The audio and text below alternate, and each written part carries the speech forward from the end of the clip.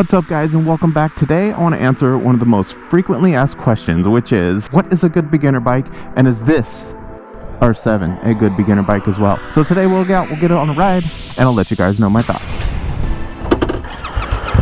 And it's beautiful out here. So first off, guys, I happen to be in America, and what that means is we can start off on any single size, speed motorcycle we feel like purchasing.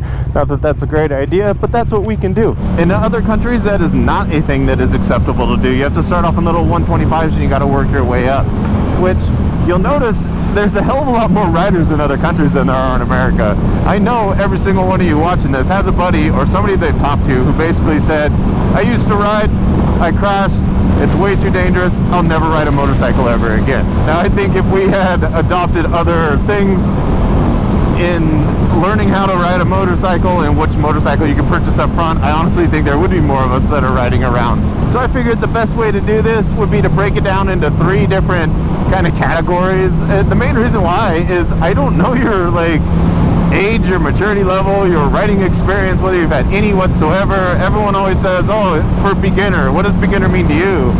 Is it you've rode dirt bikes or you haven't? So I figured I'd break it into 3 categories. I'll link them down in the description, so if that category is more like you can just skip to that piece of the video. But the first one is going to be, you have 100% never ridden a motorcycle ever before. The second one's going to be, you've ridden dirt bikes before, so you actually have a basic understanding of a clutch, throttle, shifting your gears, and the way the brakes work. But you haven't ridden on the street yet. And then the third and final one, I would say, is going to be, you've ridden your buddies' motorcycles before, you've maybe rode dirt bikes before, you've been on the street, and this is really your first purchase, because that's a completely different story in my opinion. So if you've truly never ever ridden a motorcycle before, I would suggest that you go look into the MSF course and go take that before you even buy a bike. Go figure out, you might go to that course and find out that you don't even like motorcycle riding and you just saved yourself a ton of money. I strongly suggest go do the MSF course. It will teach you, you will walk out of that course knowing exactly how to ride. And on top of that, you don't have to take the dreaded driving test at the DMV, which is probably the worst experience you'll ever do trying to get a motorcycle license. You do have to take the physical written test there and to get your permit for 6 months. But if you have the MSF course complete, you don't have to take that terrible test. So you could just go straight into getting your license at that point. But if you're that guy, I would suggest potentially looking at Groms. They're really, really fun. Now, if you're in a city and you don't have a lot of wide open roads, definitely a great choice. If you're in back roads and everything's 55 to 65 miles an hour, maybe the Grom's not the best choice for you. Maybe a R3 or a CBR 300 or a CB 300. Something in kind of like around the 300 category, because they don't really have enough power to crazy wheelie on you unless you're double clutching them. So you have an adequate amount of power to get yourself around town, get yourself on the freeway, and truly learn how to ride. And honestly, after a year or 2, you shouldn't feel bad about selling it. You're going to get a lot of your money back when you go ahead and sell that thing. As long as you don't destroy it, obviously. For the second category of rider, you've ridden dirt bikes growing up, so you already understand all the controls, all the throttle, and all that kind of fun stuff, but this is going to be your first real street motorcycle and the first time riding on a street. I still suggest you go take the MSF course. Worth the money and the gain in experience. But at this point, I would say you probably could start on a 400 or a Z400, maybe even a Ninja 650. Z650 was a lot of fun. Those are good bikes. And at that point, you could also start looking into maybe the R7 or the MT-07. I would say the major difference or thing you got to worry about with those bikes is, besides the insurance cost is going to be a lot higher because they're almost 700 cc's, but they will easily wheelie in first gear. They don't need to be double clutched. There's a lot of low down torque.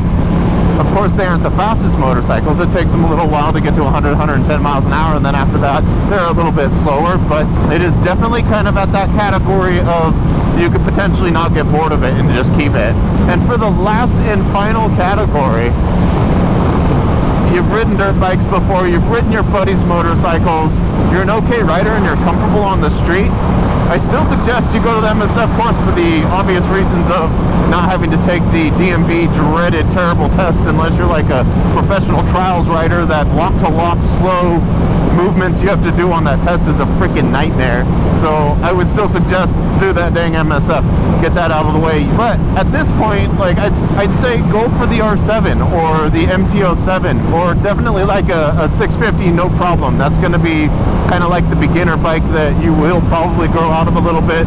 The R7 has enough power and fun down low to really truly enjoy.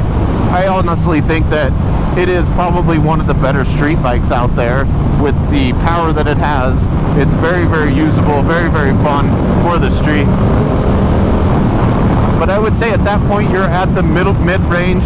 I would stick with the twins, especially if it's your first ever motorcycle, just because the twins, they don't have that crazy high revving like a 600, where like a 600 doesn't have anything, and then you get it to 8,000 RPMs. And it's a freaking rocket ship after that. Good luck holding on to that bad boy. It's ready to race, man. These guys, not so much. They have a lot of torque down low, and up top, they just don't scream like that. So that's something to kind of think about too. And going back to the whole like insurance thing, your insurance is going to be expensive on the higher cc motorcycles, and that's what's really annoying about this R7. It's almost 700 cc's. I'm paying way more than I paid for my 636. Which, like I said before, that's a friggin' race bike. This is just an inline, low-down torque, great street motorcycle, not a race motorcycle. So that's another thing to kind of pay attention to. I hope this video kind of helped you guys.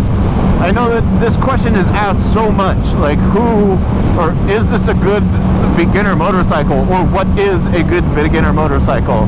Now, I know I kind of left all the cruisers out, and that's mainly because if you're watching my channel or you click on this thumbnail, you probably are more interested in the sports style motorcycle.